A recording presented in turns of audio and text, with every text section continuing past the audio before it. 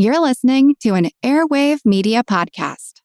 Ben Franklin's World is a production of Colonial Williamsburg Innovation Studios.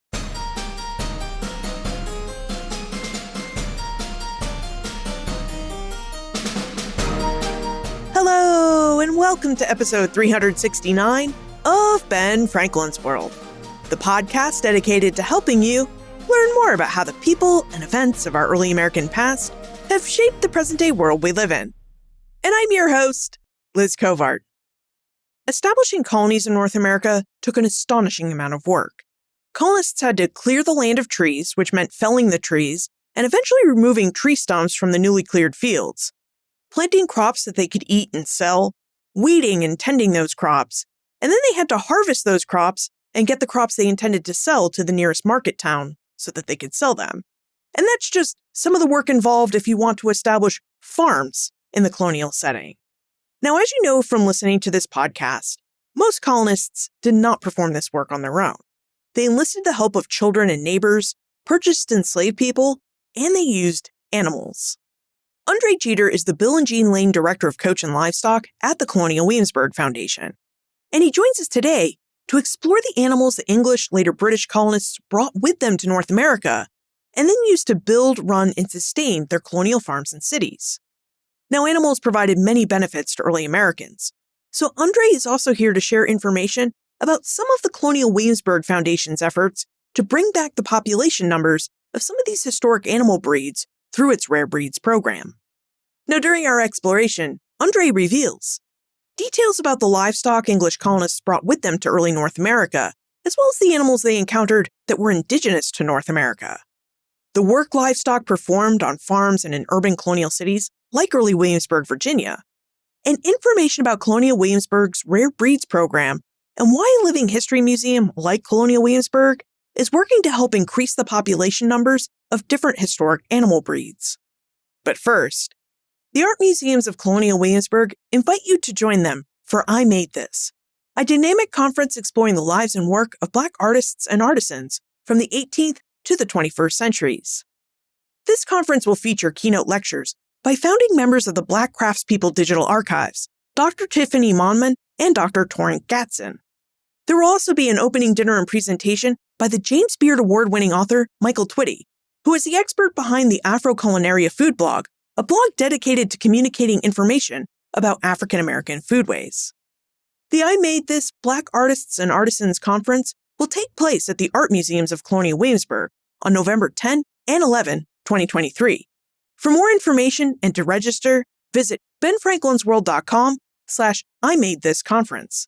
That's benfranklinsworld.com/IMadeThisConference. All right, are you ready to explore the uses and types of livestock in early America? Allow me to introduce you to our expert guide.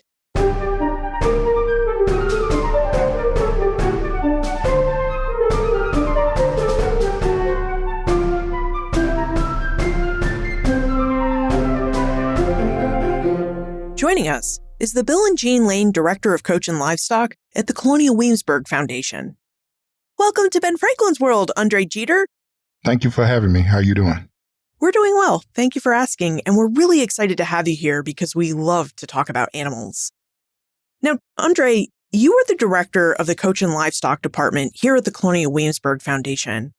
And I wonder if you could tell us what your job entails. What are the types of work that you do as the director of Coach and Livestock? I am over all the animals here at Coach and Livestock. We have about 130 animals here, ranging from horses, cows, chicken, and sheep.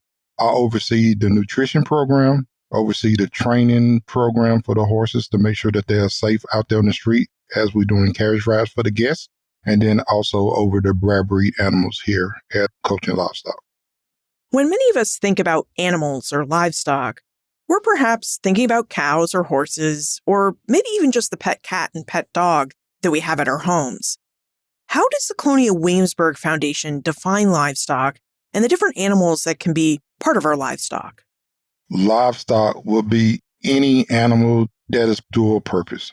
So as far as animals as in working animals, like your horses or your oxen, or animals that we use for food and for clothing. So like you use sheep for wool, also for meat. Same thing with your chickens. You use those for meat. You also use those for egg production, but also you use chickens for scratching around in your garden and help weeding out your garden and everything. So when we talk about livestock, we're talking about animals that would be used on the farm as part of transportation and as part of productivity for that farm, and then also as a food source to the people that owns that farm. If we think about livestock and its ability to perform dual functions to produce food, materials for clothing, and help out with transportation and labor, I think we can understand that livestock served many important roles in the history of early America and the early United States. And Elizabeth and Stessa would like to know more about the specific breeds of animals the English colonists brought with them to British North America to serve these dual purposes. So would you tell us about the specific animal breeds that English colonists brought with them from England to British North America? When the English brought animals over here, there wasn't a specific type of breed of animals. There was just animals. You had your cows, you had your chickens, pigs, horses, etc. It was later during the years where they started naming breeds of animals. So they would have bought geese over here. They would have bought horses. They would have bought cows. They would have bought pigs. Sheep, they would have bought over here. So there are different animals that they would have bought over here that they can use as part of their transportation, as part of agriculture and working a farm, and then also as food source. So that's the type of animals that would have been over here. So when did specific breeds come about? Because I've done some research in early America, and I've seen letters between Robert Livingston, who was a huge landowner in New York, and Elkanah Watson, who was the founder of our modern agricultural affairs in the United States. And both of those men talk very specifically about the merino sheep.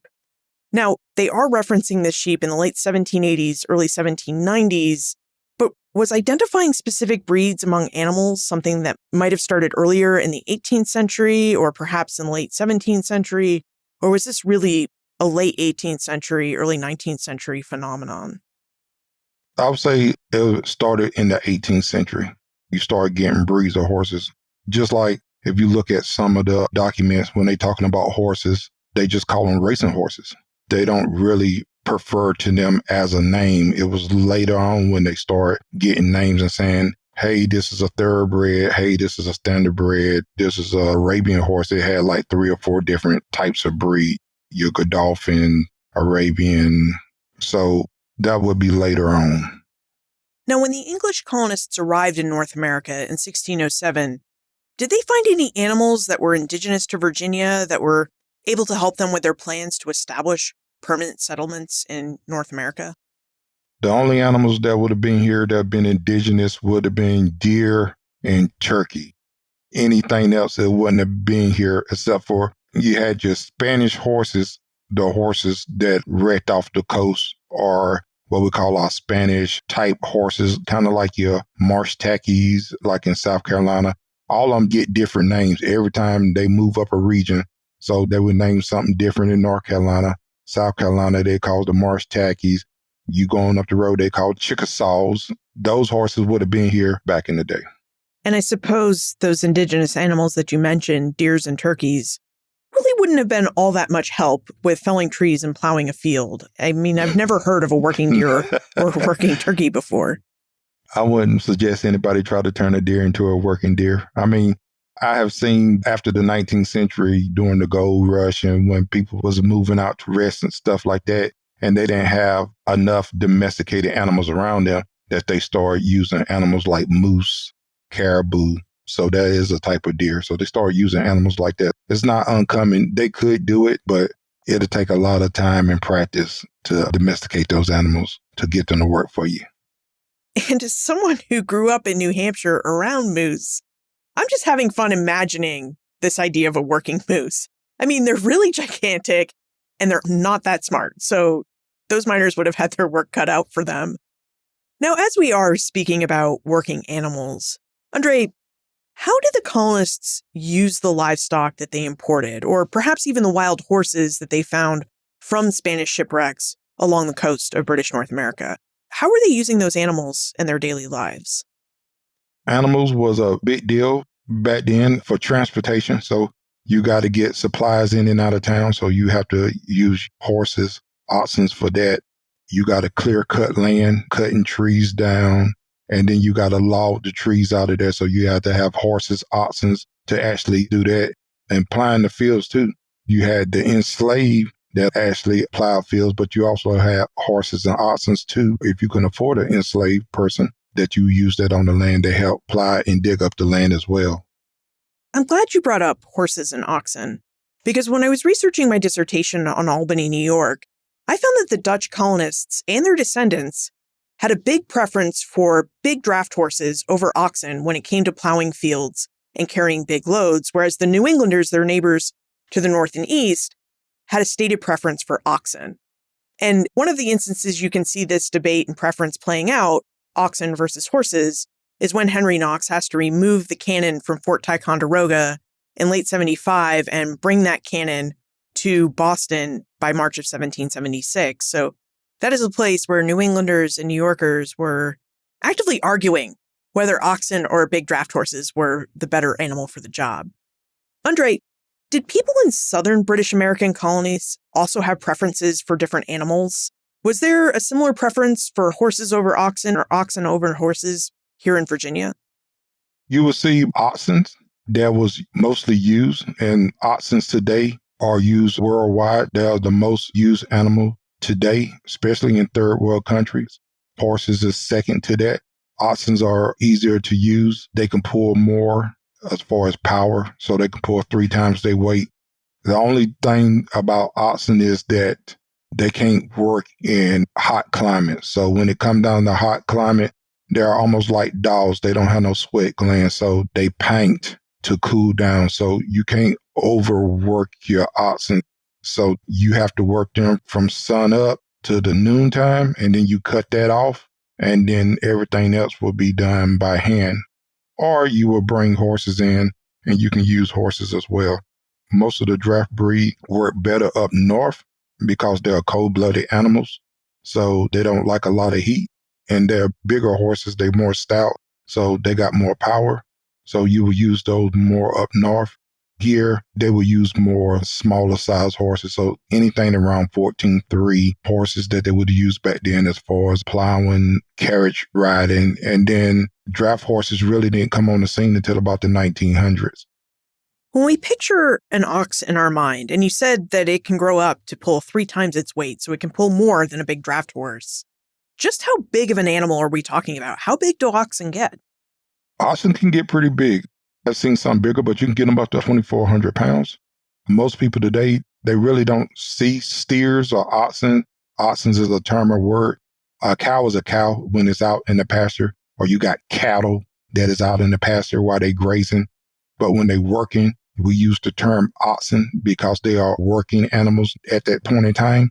So now you don't see it as much. You go up north, you'll see some oxen competition, all that, but you don't see steers grow that much because most time it's food production. So everybody eat them within a year. So you don't actually see how big they can grow until like you come here, you visit, and you actually see the oxen walking down the street and everybody like, whoa, that's a big cow. And it's like, yeah, when you give them time to grow, they'll grow pretty big. Now, what about the use of smaller animals? Many of us have cats and dogs that we treat as family members. They're our pets.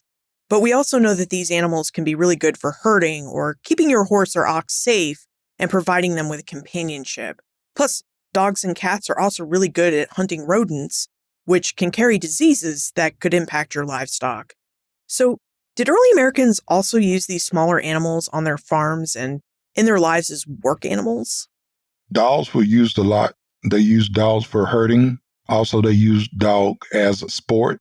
So just like cockfighting, they used dogs for dog fights. Also using dogs as hunting dogs. They will hunt also, so they will use them for that as well. Dogs, yes. Cats, I believe that cats are not pets. Cats make people pets. That's probably a very fair assessment of cats. Now, I think throughout our conversation thus far, many of us have been picturing all the different animals we've been talking about going to work on big rural farms out in the countryside of early America. But here at the Colonial Williamsburg Foundation, we interpret the capital city of the colony of Virginia, which is and was an urban setting. Andre, how did people in early American cities like Williamsburg make use of animals and incorporate them into their daily lives? Well, just like you said, this would have been an urban city area. You wouldn't have had that many farm animals in towns. On the outskirts of Williamsburg, you would have had farms on the outskirts, but in town, you wouldn't have everything here. You would have seen carriages of your high gentry that's being pulled by horses. You would have seen wagons that have been pulled by horses or oxen that the farmer are bringing supplies in town to trade. And then you would also see those animals here working, like putting up houses or anything like that. That's what you would have pretty much saw here back in the day inside the city. But on the outskirts, you'll see more farmland. So you will see the sheep, you will see the pigs, you see the cows, chickens, and other animals like that. So where does someone who lives in a city or who is visiting a city put their carriages and horses at night? Most of your high gentry had a barn on their property behind their houses. And then you look at the taverns that was in town, your tavern would have had a barn because people come in town, stay at the tavern, and then the tavern realized that not only they housing you, they got to house your animal as well. So your horses will stay at the tavern barn, and then you will pay for your horse to board there and also for them to feed the horses oats. Now, sometimes people who lived in colonial cities had kitchen gardens where they had a small garden space behind their urban dwelling, and that's where they grew the food they needed for their kitchen, vegetables, herbs.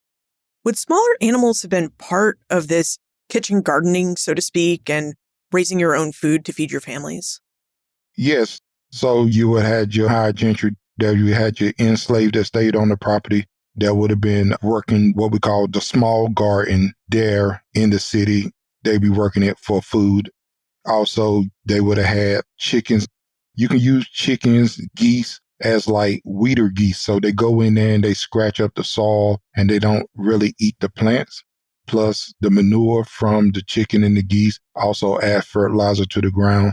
The middle class, they didn't have enough money to afford an enslaved person that did the work for them. So you'll see the family out there tending to the garden as well that they had behind the house.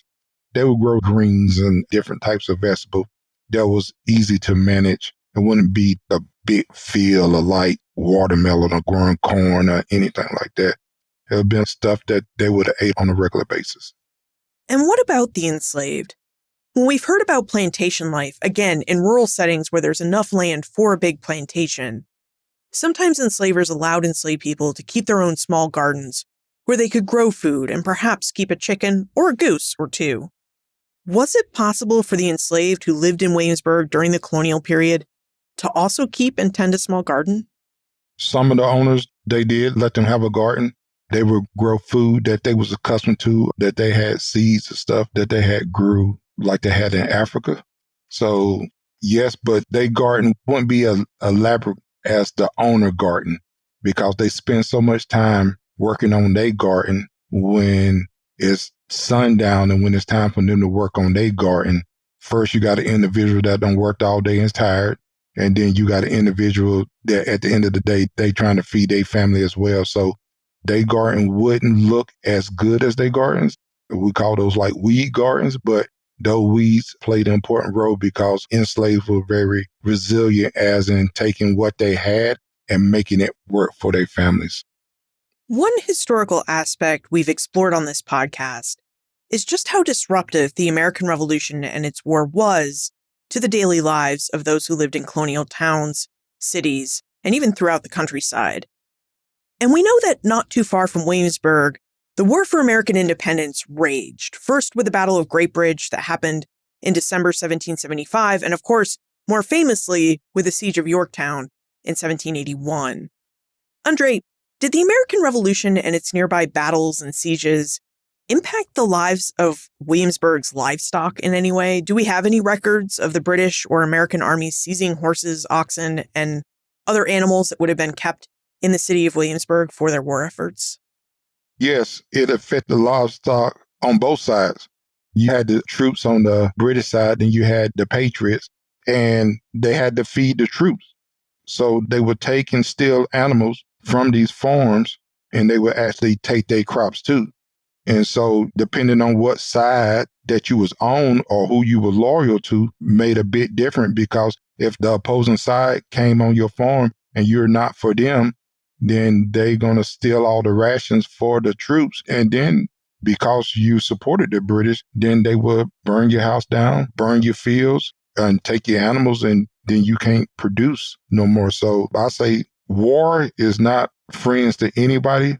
And it don't matter if you're fighting in the war or if you're on the sideline looking in.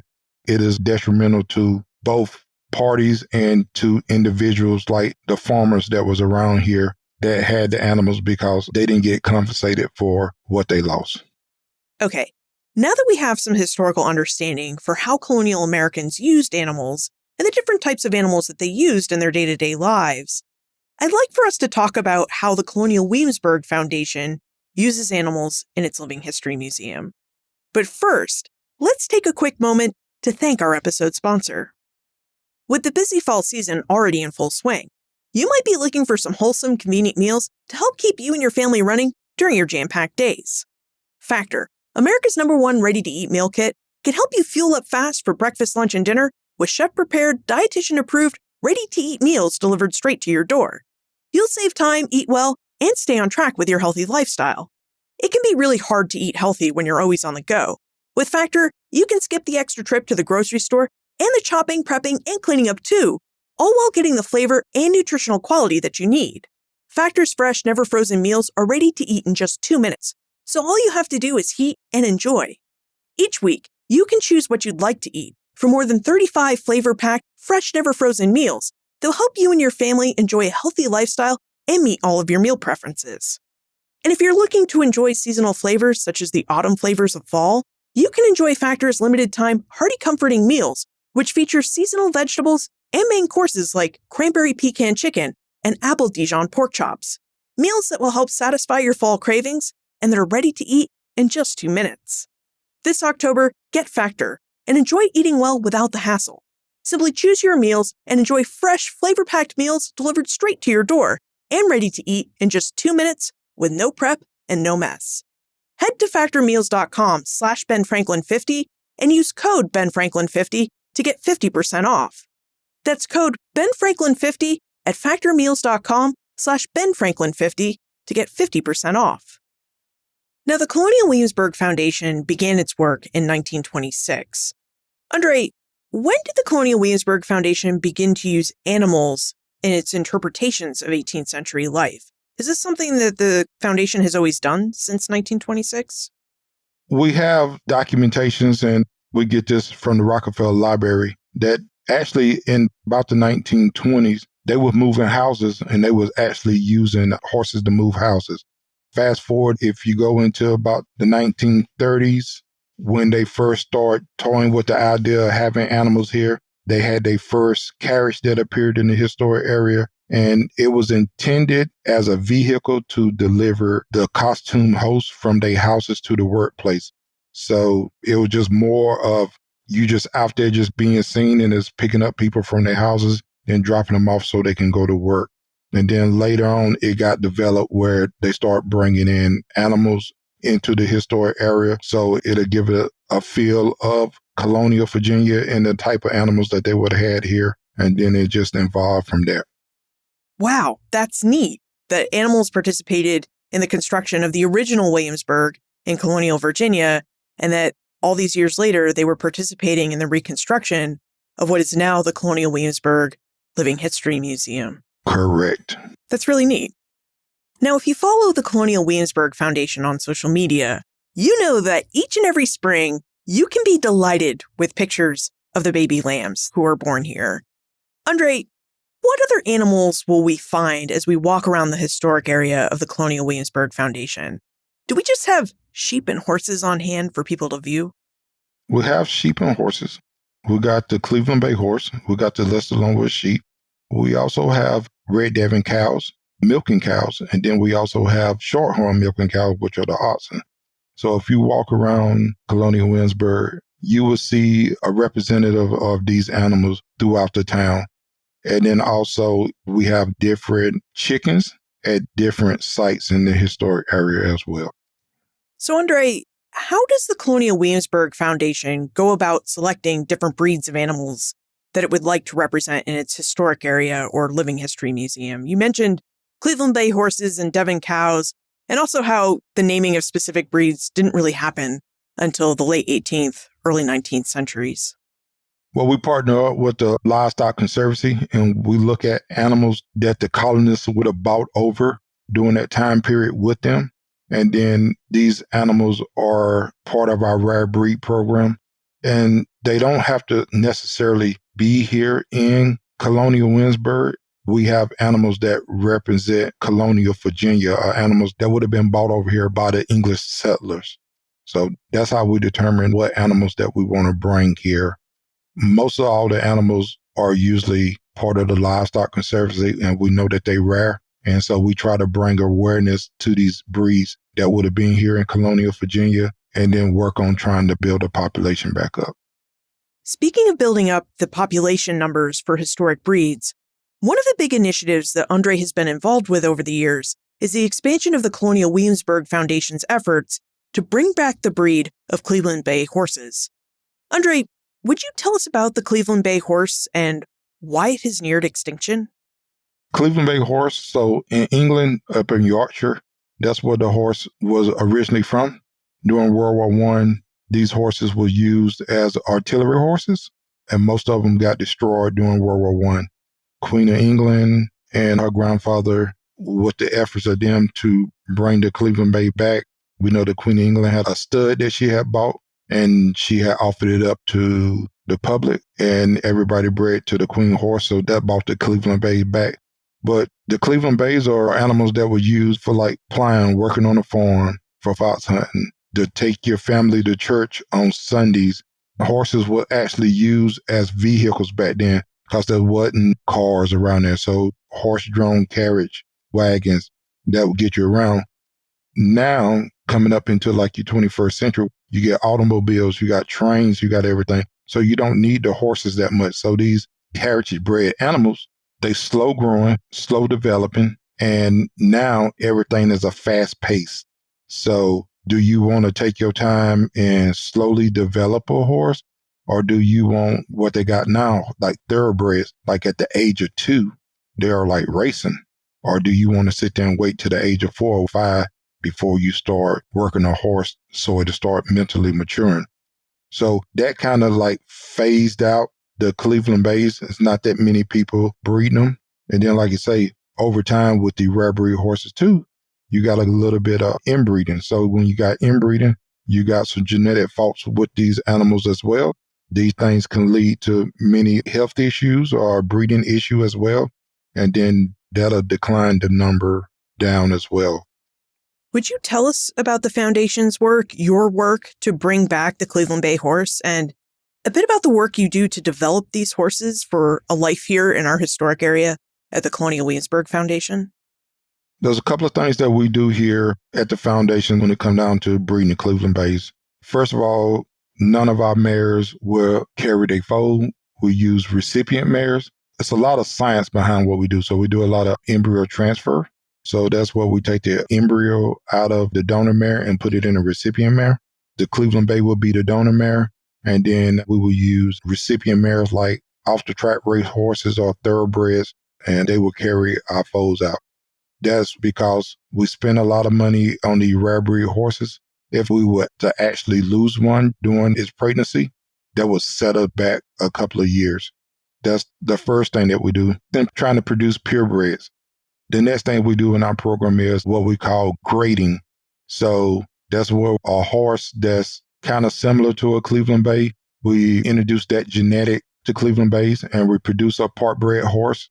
And then when we get up to a 3/4, we get that horse graded through the society. Once that mare is graded through the society, every time that mare has a foal, it grades up until we can get it up to like 15/16. And then once we breed that one back to a purebred, that will go back in the stud book as a purebred Cleveland Bay. So that's another part of the breed with the Cleveland Bays that we do. We also breed parts because we got to actually fund this program. So we also sell horses to the public.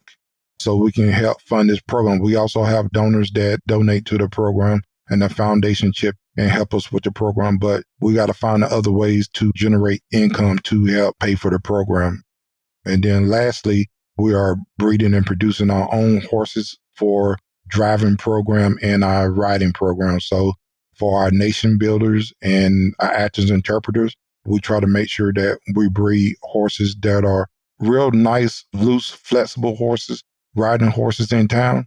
And then same as carriage driving horses, we produce driving horses that we can use in town. Before we was buying our horses for driving and riding, which we still do, but we're trying to switch over and produce the horses that we need right here and then raise them up and train the horses and have them out in the historic area so everybody can see that our program is doing quite well and that we actually breed our horses here, we actually train our horses here. And then the product is when the guests come in town, they can actually see these horses out on the street performing, and everybody always come up to me and say, oh man, your horses are just so nice. That comes to, we take our time to develop our horses. We're not like showing horses where we got to have horses turned out for showing. We actually take our time to actually develop that horse and put that horse in what that horse is good at. So if that horse is good at being a riding horse, it would be a riding horse. That horse good at being a carriage horse, then it'll be a carriage horse. And sometimes we have horses that can do both. We can ride and drive. That's a little bit of our breeding program with our Cleveland Bays. And it sounds like each Cleveland Bay that we have in the historic area serves as a tool for Colonial Williamsburg to raise more awareness about the breed and the rare breeds program here. Correct.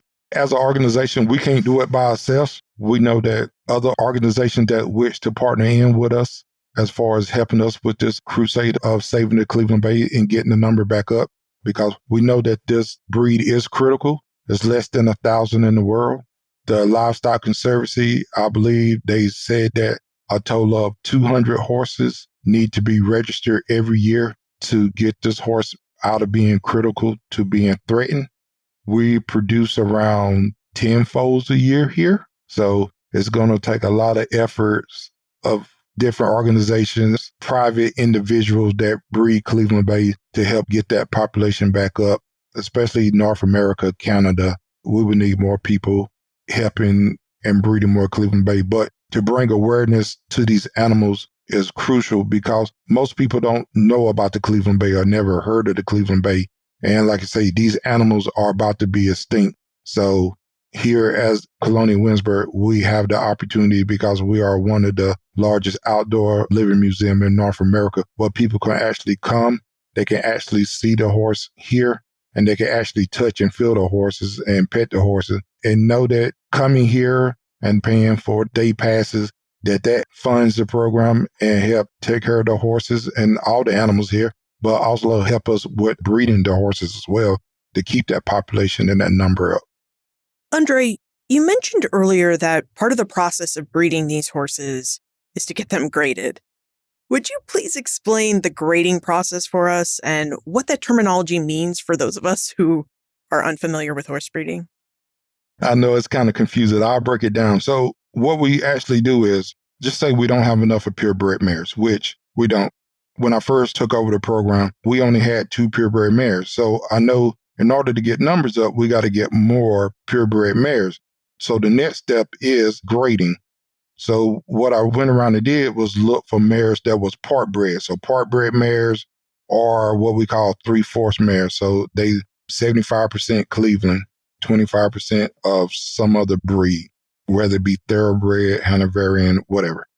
So we'll take them mares, and Cleveland Bay Society have different rules that we got to go by in order to have this mare put into that grading program. So she have to check everything off the box. She's got to look like a Cleveland Bay, have black mane and point, very little to no white at all, except for like a little dime piece on the forehead. So what we do is, for instance, we'll take a half-bred horse. So it can be half Cleveland Bay, half thoroughbred. That mare has a filly. That filly becomes a 3/4. So that's like 75% Cleveland Bay. And then what happened is that filly will get graded. So we'll go from just being a part bred horse to a grade C. And then when that mare has a offspring, that offspring automatically get graded to a grade B. If it's a mare, if it's a colt, it'll go to a grade D, but it'll get moved up to a grade B, which is 7/8. So that's 88% Cleveland Bay bloodline. And then we'll take the offspring of that one, which will be another mare, and breed it to a purebred Cleveland. And then we'll get that to a 15/16, which is 94% bloodline of Cleveland Bays. And we'll just keep that same play, and we'll keep going that route until we get a like 31/32, and that'll be 97% Cleveland Bay. So that means that horse will go back into the stud book as a purebred, and it's only got like 3% blood of another horse.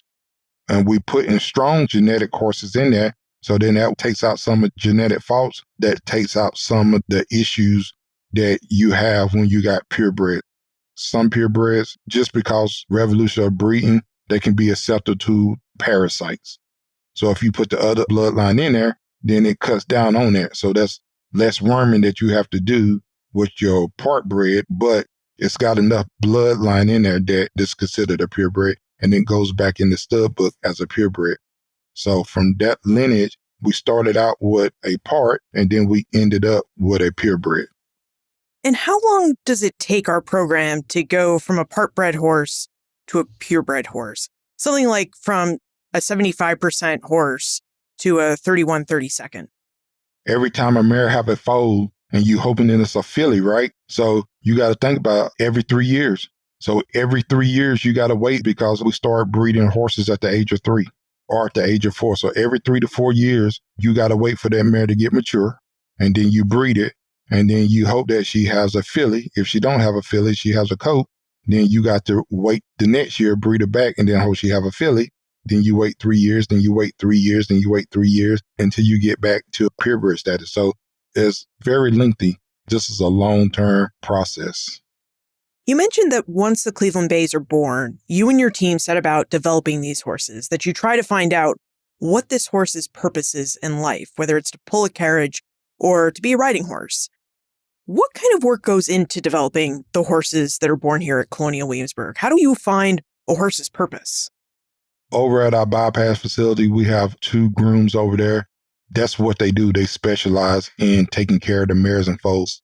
So just putting your hands on the foal, just getting the foal acclimated to humans, halter breaking their horses, just walking them, putting them on and off the trailer, getting them used to riding on the trailer, picking their feet up, having the vet to come touch them.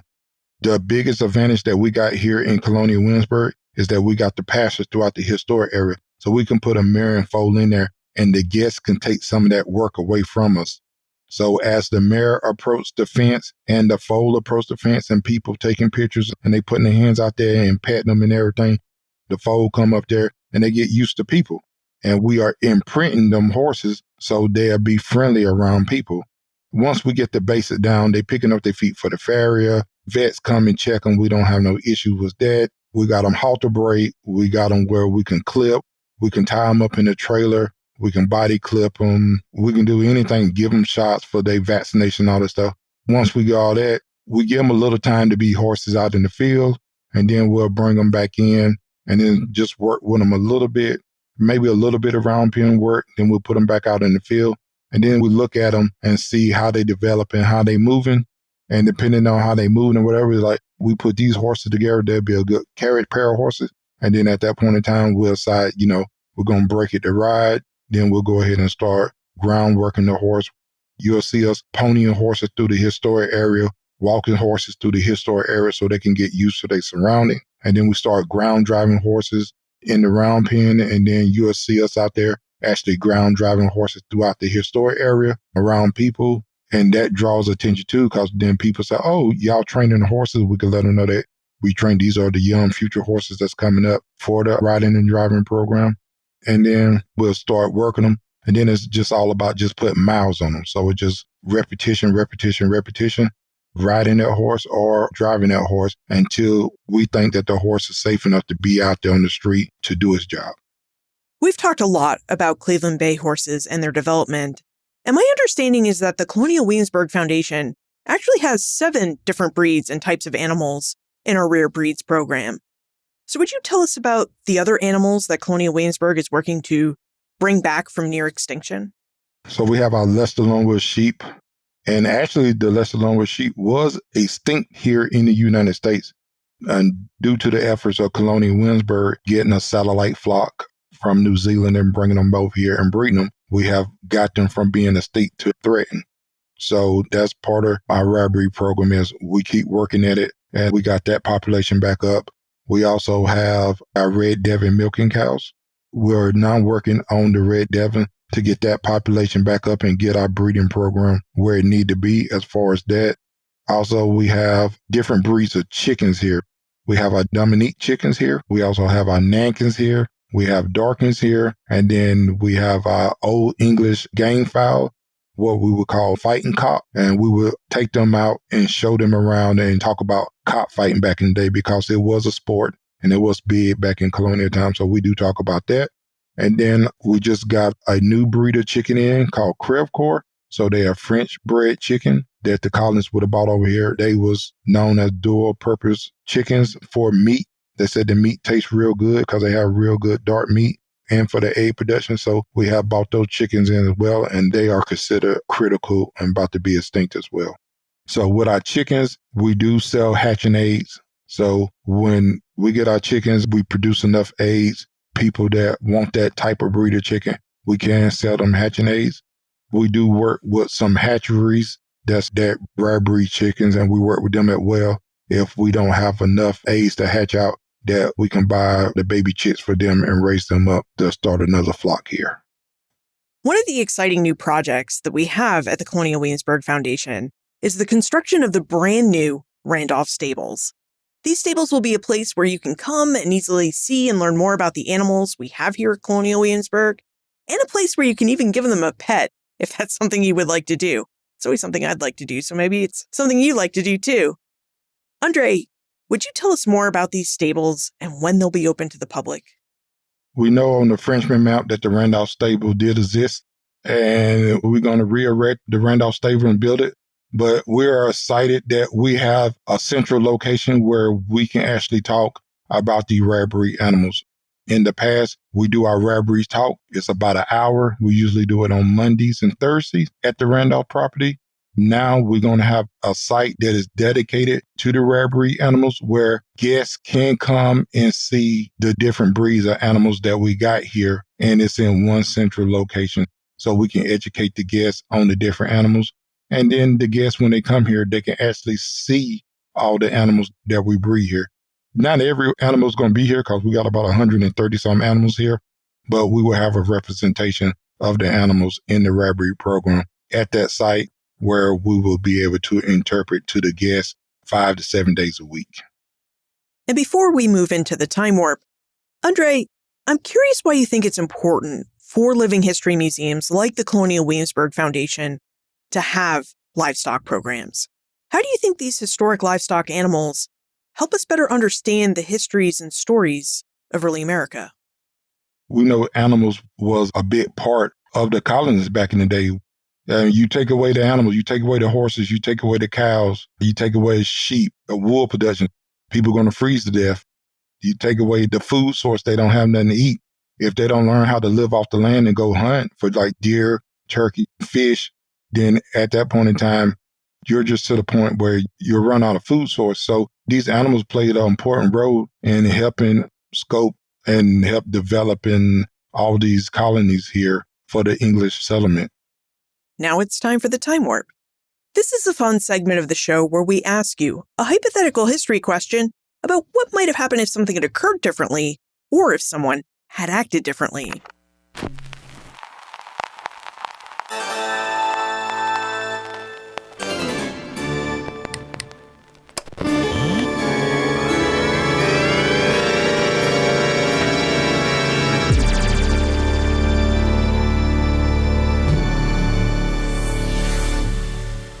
And this time warp question comes from Stessa. In your opinion, how might early America have been different if European colonists had never brought domesticated animals to North American shores? It'd be very different. What you see today, you wouldn't have with transportation. You couldn't get supplies up and down the roads or get supplies up and down the river without animals, without oxen, without horses. So just not having oxen and not having horses, vastly, it would have been different. Totally different landscape. That's like asking the question, if the enslaved people was not here, how would the world be? it'd be vastly different because you're looking at folks that own animals but didn't really know how to work the animals. And now these animals play an important role in travel, in road, in what we call civil engagement, ingenuity, because these horses got to get people back and forth for the House of Burgesses to meet. You know, these people just don't stay just right around here. So you got to get here somehow. And just like I say, these animals are very important in developing what we call today America. I imagine that some of us are now in the midst of planning our trips to Colonial Williamsburg. Andre, what should we know about visiting and touring the Colonial Williamsburg stables? We do a behind-the-scenes tour, so you can come here and purchase a ticket. That ticket goes towards helping feed the animals and the care of the horses. So we do a behind-the-scenes tour.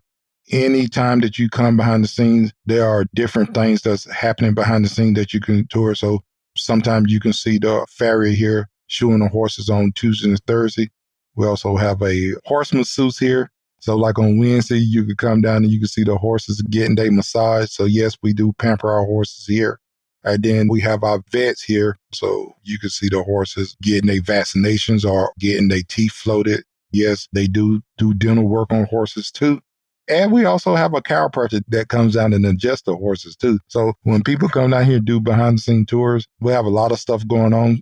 I mean, some days it's quiet, but most time we usually have stuff going on here that they normally wouldn't see if they just walking around in the historic area. So I would advise everybody, if you can come down here to see what goes on a daily basis, get a ticket and come on down there. We'd love to have you.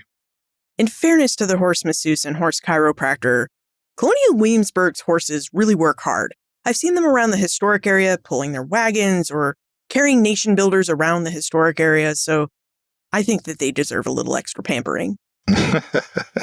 Yeah.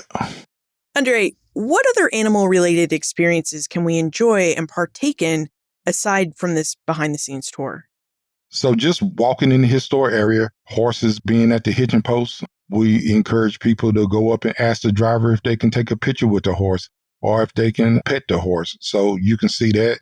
Throughout the historic area, we have different pastures. So you'll see sheep throughout the pasture. You'll see lambs during that time. We have our baby calves that we have out there in the pasture. So just going through, you're looking at the gardens, and then you look at the animals, and then you come in and then you can tour some of the historical sites. And what about those of us who, for whatever reason, cannot make it to Tidewater, Virginia, and Williamsburg? Does the Rare Breeds program have any other virtual or online exhibits or information that we can access from wherever we're located? You can go to the Colonial Williamsburg website, and then you can click on Coaching Livestock, and it'll tell you about our carriage operation, and it'll tell you about our Rare Breed program as well. And is the Colonial Williamsburg website also the best place to look for more information about Coaching Livestock and its work in general? That is the place to go. Not unless you want to go to the Rockefeller Library and do some research, and they will have more information there.